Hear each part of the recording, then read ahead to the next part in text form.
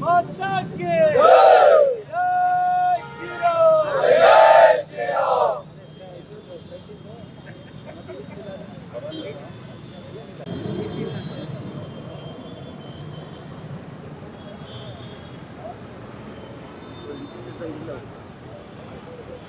माता की भारत माता की ಕರ್ನಾಟಕ ರಾಜ್ಯದಲ್ಲಿ ಗೋ ಹತ್ಯೆ ನಿಷೇಧ ಕಾಯ್ದೆ ಜಾರಿಯಲ್ಲಿದ್ದರೂ ಗೋ ಕಳ್ಳತನ ನಿರಂತರವಾಗಿ ನಡೆಸುತ್ತಿರುವ ಧಿಕ್ಕಾರ ಧಿಕ್ಕಾರ ಧಿಕ್ಕಾರ ಕಾಂಗ್ರೆಸ್ ಸರ್ಕಾರಕ್ಕೆ ಧಿಕ್ಕಾರ.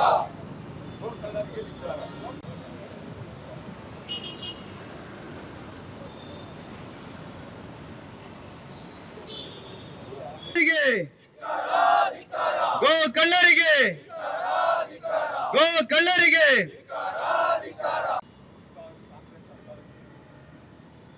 ಕಾಂಗ್ರೆಸ್ ಸರ್ಕಾರಕ್ಕೆ ಗೋ ಕಳ್ಳರಿಗೆ ಗೋ ಕಳ್ಳರಿಗೆ बोलो भारत माता के बोलो भारत माता के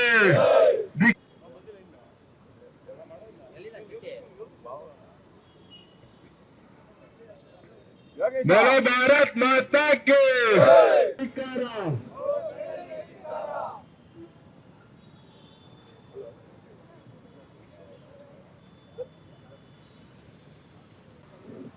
ಈ ದಿನ ಕರ್ನಾಟಕ ರಾಜ್ಯದಲ್ಲಿ ಗೋಹತ್ಯೆ ನಿಷೇಧ ಕಾಯ್ದೆ ಜಾರಿಯಲ್ಲಿದ್ದರೂ ಸಹ ನಿರಂತರವಾದ ಎಗ್ಗಿಲ್ಲದೆ ಗೋಹತ್ಯೆ ಗೋಕಳ್ಳತನ ನಡೀತಾ ಇರೋದ್ರಿಂದ ಮತ್ತೆ ಬಜರಂಗ ದಳದ ಕಾರ್ಯಕರ್ತರ ಮೇಲೆ ಆದಂತಹ ಹಲ್ಲೆಯನ್ನು ಖಂಡಿಸಿ ಇಡೀ ರಾಜ್ಯಾದ್ಯಂತ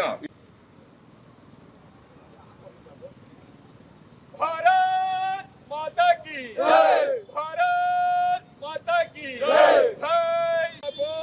ಗೋ ಹತ್ಯೆಯನ್ನು ನಿಷೇಧ ಮಾಡದ ಕಾಂಗ್ರೆಸ್ ಸರ್ಕಾರಕ್ಕೆ ಎಕ್ಕಿಲ್ಲದೆ ನಡೆಯುತ್ತಿರುವಂತಹ ಗೋ ಹತ್ಯೆಯನ್ನು ನಿಲ್ಲಿಸದಂತಹ ಕಾಂಗ್ರೆಸ್ ಸರ್ಕಾರಕ್ಕೆ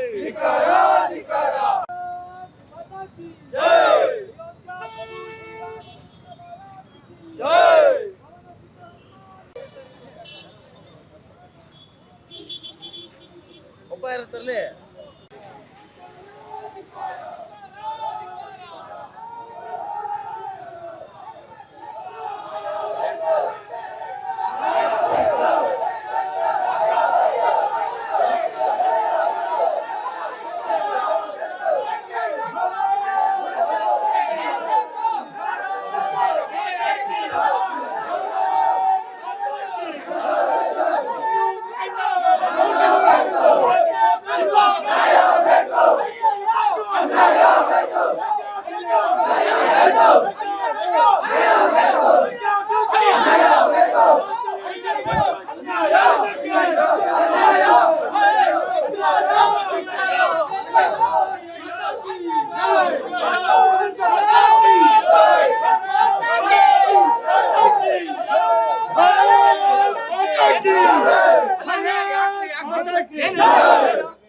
ರೇ ಸ್ವಾಮಿ, ನ್ಯಾಯ ಕೇಳಕ್ ಬಂದಿರೋದು ದೌರ್ಜನ್ಯ ಮಾಡಕ್ಕಲ್ಲ.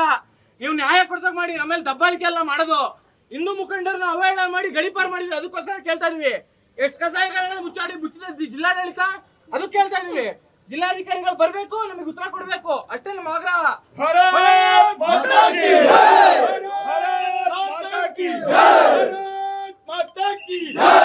ಶ್ರೀರಾಮಚಂದ್ರ ಕಿ ಹಿಂದೂಗಳಿಗೆ ಅವಹೇಳನ ಮಾಡುತ್ತಿರುವ ರಾಜ್ಯ ಸರ್ಕಾರಕ್ಕೆ, ಹಿಂದೂ ಮುಖಂಡರಿಗೆ ನಿರ್ಬಂಧ ನೀಡಿರುವ ಜಿಲ್ಲಾಡಳಿತಕ್ಕೆ, ಕಸಾಯಿಖಾನೆಯನ್ನು ಮುಚ್ಚಿಸಿದ ರಾಜ್ಯ ಸರ್ಕಾರಕ್ಕೆ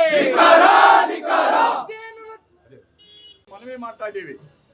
ನಾವು ಇಲ್ಲಿ ಪ್ರತಿಭಟನೆ ಮಾಡಕ್ ಬಂದಿರೋಂಥದ್ದು, ಬೇರೆ ಏನು ಉದ್ದೇಶ ಇಲ್ಲ. DC ಅವರು ಬರಬೇಕು, ನಮ್ಮ ಹತ್ರ ಚರ್ಚೆ ಮಾಡಬೇಕು. ಏನು ಅಂದ್ರೆ, ಮೊನ್ನೆ ಶಿಕಾರಿಪುರದಲ್ಲಿ ನಮ್ಮ ಬಜರಂಗ ದಳದ ಕಾರ್ಯಕರ್ತರ ಮೇಲೆ, ಏನು ಗೋರಕ್ಷಣೆಗೆ ಹೋದಂತಹ ಬಜರಂಗ ದಳದ ಕಾರ್ಯಕರ್ತರ ಮೇಲೆ ಏನು ಹಲ್ಲೆ ಆಯ್ತು, ಆ ಹಲ್ಲೆಯನ್ನು ಖಂಡಿಸಿ ಶಿಕಾರಿಪುರದೊಳಗೆ ನಾವು ಒಂದು ಪ್ರತಿಭಟನೆಯನ್ನು ಅರೇಂಜ್ ಮಾಡಿದ್ವಿ. ಪ್ರತಿಭಟನೆ ಯಶಸ್ಸಿನಲ್ಲಿ ಯಾರು ಇದನ್ನ ಮುನ್ನಡೆಸ್ತಾರೆ ಅಂತೇಳಿ ಅಂತ 4 ದಿನದ ಮುಂಚೆನೆ ಹೇಳಿದ್ರು. ಕೊನೆ ಗಳಿಬಂಧವನ್ನ ಏರಿ ನಮ್ಮ ಪ್ರತಿಭಟನೆಯನ್ನ ಹತ್ತಿಕ್ಕುವಂತಹ ಕೆಲಸ ಜಿಲ್ಲಾಡಳಿತ ಮಾಡಿದೆ. ಯಾವ ಕಾನೂನಲ್ಲಿದೆ? ನಮ್ಮ ಸಂವಿಧಾನದಲ್ಲಿ, ಬಾಬಾ ಸಾಹೇಬ್ ಅಂಬೇಡ್ಕರ್ ಅವರು ಕೊಟ್ಟಿರುವಂತಹ ಸಂವಿಧಾನದಲ್ಲಿ ಯಾವುದಾದ್ರೂ ಆರ್ಟಿಕಲ್ ಇದೆಯೇ? ಕಾಂಗ್ರೆಸ್ ಸರ್ಕಾರದಲ್ಲಿರುವಂತಹ ವ್ಯಕ್ತಿಗಳನ್ನ ಖುಷಿ ಪಡಿಸೋಕ್ಕೋಸ್ಕರ ಸರ್ಕಾರಿ ಸಂಸ್ಥೆ, ಜಿಲ್ಲಾಡಳಿತ, ಜಿಲ್ಲಾಧಿಕಾರಿಗಳು, ಜಿಲ್ಲಾ ಕಚೇರಿ, ನೀವು ಅದನ್ನ ದುರುಪಯೋಗ ಮಾಡ್ಕೊಂಡು ಹಿಂದೂ ಮುಖಂಡರನ್ನ ಹತ್ತಿಕ್ಕುವಂತಹ ಕೆಲಸವನ್ನ ಮಾಡ್ತಾ ಇದ್ದೀರ.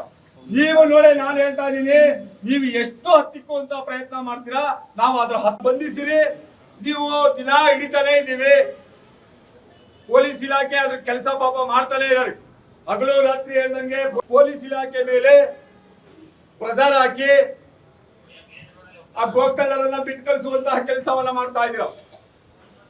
ಅದೇ ವ್ಯಕ್ತಿಗಳ ಮೊನ್ನೆ ಇಲ್ಲೇ ಶಿವಮೊಗ್ಗ ನಗರದೊಳಗಡೆ ಹಿಡಿದಂತಹ ವೆಹಿಕಲ್ ಅನ್ನ ಬಿಟ್ಟಿದ್ದೀರಾ. ಅದೇ ವೆಹಿಕಲ್ ಇಲ್ಲಿ ಇವತ್ತು ಹಸು ತುಂಬ್ಕೊಂಡ್ ಬಂದಿರ. KA-17 6247 KA-17 6247 ಅನ್ನ ಅಶೋಕ್ ಲೈಲ್ಯಾಂಡ್ ಬೊಲೆರೋ ಗಾಡಿ. ಈ 15 ಈಗ ಒಂದು 10 ದಿವಸದ ಹಿಂದೆ ನಾವೇ ಮಾಹಿತಿ ಕೊಟ್ಟು ಹಿಡಿದ್ರು, ಪೊಲೀಸ್ನವರು ಕೇಸ್ ಮಾಡಿದ್ರು. ಅದೇ ಗಾಡಿ ಇವತ್ತು ಬಂದಿದೆ. ಮತ್ತೆ RTO ರೂಲ್ಸ್ ಏನ್ ಹೇಳುತ್ತೆ? RTO ರೂಲ್ಸ್ ಏನ್ ಹೇಳುತ್ತೆ? ಯಾವುದೇ ಕಾರಣಕ್ಕೂ ಯಾವುದೇ ವೆಹಿಕಲ್ಗೂ ನೀವು ಜಾನುವಾರು ಸಾಗಾಣಿಕೆಗೆ ಅವಕಾಶ ಇಲ್ಲ. ಒಂದು ಅವಕಾಶ ಕೊಟ್ಟಿದ್ದಾರೆ, ಡಾಕ್ಟ್ರು, ಪಂಚಾಯತಿ, ಮತ್ತೆ ಇವರು ಪಂಚಾಯತಿಯಿಂದ ಮತ್ತೆ ಮಾರುಕಟ್ಟೆಯಿಂದ ಪರ್ಮಿಷನ್ ಕೊಟ್ರೆ ಸಾಗಾಟ ಮಾಡಬಹುದು. ಮಾರುಕಟ್ಟೆ ಅವರು ಮತ್ತೆ ಡಾಕ್ಟ್ರು ಬರಿಬೇಕು, ಇನ್ಕ್ಲೂಡ್ ಮಾಡಿ ಆ ಗಾಡಿ ನಂಬರ್, ಇಂಥ ಗಾಡಿ ಒಳಗಡೆ ಇಷ್ಟೇ ಜಾನುವಾರುವನ್ನ ಸಾಗಾಣಿಕೆ ಮಾಡಬೇಕು ಅಂತ. ಇವ್ರು ಯಾವುದೇ ಪರ್ಮಿಷನ್ ಇಲ್ಲ, ಏನು ಇಲ್ಲ. ಅಲ್ಲಿ ಕದ್ದಿರಾಸ, ಒಳಲೂರು, ಚೀಲೂರಲ್ಲಿ ಕದ್ದಿರ ಹಸುವನ್ನ ತಂದು ಇಲ್ಲಿ ಗೋಹತ್ಯೆ ಮಾಡ್ತಾ ಇದ್ದಾರೆ. ಅವರಿಗೆ ರಕ್ಷಣೆ ನಮ್ಮ ಶಿವಮೊಗ್ಗ ನಗರದಲ್ಲಿ ಸಿಗ್ತಾ ಇದೆ. ಇದ್ರ ಬಗ್ಗೆ ಪ್ರತಿಭಟನೆ ಮಾಡಿದ್ರೆ ನಮಗೆ ಅವಕಾಶ ಇಲ್ಲ. ಇದ್ರ ಬಗ್ಗೆ ನಾವು ಸಮಾಜವನ್ನ ಜಾಗೃತಿ ಮಾಡಕ್ ಹೋದ್ರೆ ನಮಗೆ ಅವಕಾಶ ಇಲ್ಲ. ಜಿಲ್ಲಾಧಿಕಾರಿಗಳು ಬರಬೇಕು. ಇಲ್ಲಿ ಜಿಲ್ಲಾಧಿಕಾರಿಗಳು ಬರೋವರೆಗೂ ಯಾವುದೇ ಕಾರಣಕ್ಕೂ ಇಲ್ಲಿಂದ ಒಬ್ಬ ಸಿಂಗಲ್ ಕಾರ್ಯಕರ್ತನ ಇದ್ದಲ್ಲ. ಈಗ ಕಳೆದ 16ನೇ ತಾರೀಕು ಶಿಕಾರಿಪುರದಲ್ಲಿ ಬಂದ್ ಕರೆದಿದ್ವಿ. ಆ ಒಂದು ಎಲ್ಲ ರೀತಿಯಲ್ಲಿ ಕೇಸು ಮತ್ತೊಂದು ಎಲ್ಲ ಆಗಿದೆ. ನಾವು ಹಿಂದೂ ಸಮಾಜಕ್ಕೆ ಅಲ್ಲಿ ಏನು ಕಾವಾಸ್ಪುರ ಅಂತ ಇದೆ, ಶಿಕಾರಿಪುರ ತಾಲೂಕಿನ ಒಳಗಡೆ ಕಾವಾಸ್ಪುರ ಅಂತ ಇದೆ. ಅಲ್ಲಿ ಹೆಗ್ಗಿಲ್ಪುರ ತಾಲೂಕೊಳಗಡೆ ದಿಸಕ್ಕೆ ಇಲ್ಲ ವಾರಕ್ಕೊಂದು 3 ಕೇಸ್ ಆದ್ರೂ ಮಾಡಿಸ್ತಾ ಇದೀವಿ, ನಾವೇ ಮಾಡಿಸ್ತಾ ಇದೀವಿ. ಶಿವಮೊಗ್ಗ ನಗರದಲ್ಲೂ ಸಮೇತ ದಿನಕ್ಕೆ ಒಂದು ವಾರದಲ್ಲಿ ಒಂದು 3-4 ಕೇಸ್ಗಳ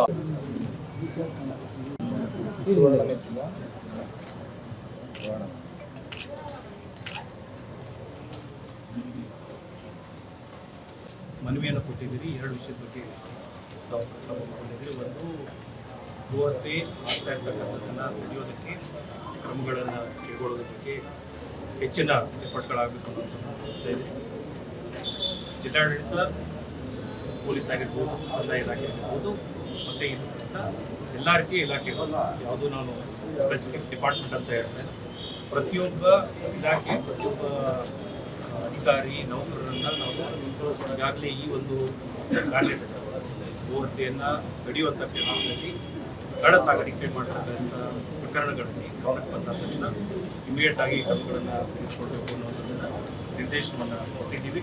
ಆನಂತರ ತಾವುಗಳು ಕೂಡ ನಮಗೆ ಪದೇ ಪದೇ ಮಾಹಿತಿಯನ್ನು ಕೂಡ ಕೊಡ್ತಾ ಇದ್ದೀವಿ.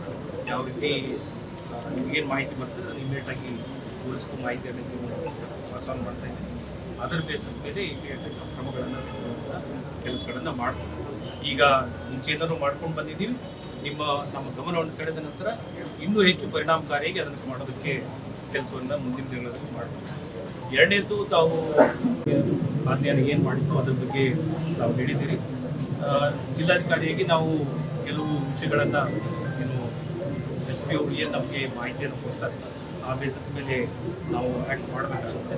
ಅದರರ್ಥ ಏನು ರೆಕಮೆಂಡ್ ಮಾಡಿದ್ದನ್ನು ಎಲ್ಲವೂ ಮಾಡ್ತೀವಿ ಅಂತಲ್ಲ, ಪರಾಮರ್ಶೆ ಮಾಡಿ ಅದನ್ನು ಮಾಡ್ತಕ್ಕಂಥ ಕೆಲಸಗಳನ್ನು ಮಾಡಬೇಕಾಗುತ್ತೆ. ಈ ಎಲ್ಲ ಸನ್ನಿವೇಶಗಳಲ್ಲಿ ನಾವು ಹೇಳೋದು ಇಚ್ಛೆ ಪಡ್ತೀವಿ ಅಂತಂದರೆ, ಸಮಾಜದ ಶಾಂತಿ ಮತ್ತು ಸಾಮರಸ್ಯವನ್ನು ಕಾಪಾಡಿಕೊಳ್ಳೋದು ಮಾತ್ರ ನಮ್ಮ ಉದ್ದೇಶ ಆಗಿರ್ತದೆ. ಯಾವುದೇ ರೀತಿ ಭಾವನೆಗಳಿಗೆ ಧಕ್ಕೆ ತರುವಂಥ ಕೆಲಸಗಳನ್ನು ಸರ್ಕಾರ ಆಗಲಿ ಜಿಲ್ಲಾಡಳಿತ ಆಗಲಿ ಯಾವತ್ತೂ ಮಾಡೋದಿಲ್ಲ. ಸೊ ಈಗ ತಾವೇನು ಭೂಮಿ ಕೊಟ್ಟಿದ್ದೀವಿ, ಇತ್ತೀಚಿನ ಬೆಳವಣಿಗೆಗಳ ಬೇಸಿಸ್ ಮೇಲೆ ಹೊಸ ರಿಪೋರ್ಟ್ ತೆಗೆದುಕೊಂಡು ಅದರದ್ದು ಯಾವ ರೀತಿ ನಾವು ಈ ತೆರವುಗೊಳಿಸುವಂಥ ಕೆಲಸಗಳನ್ನು ಮಾಡಬೇಕು ಅನ್ನೋದ್ರ ಬಗ್ಗೆ ಕ್ರಮಗಳನ್ನು ಕೈಗೊಳ್ಳಬೇಕು.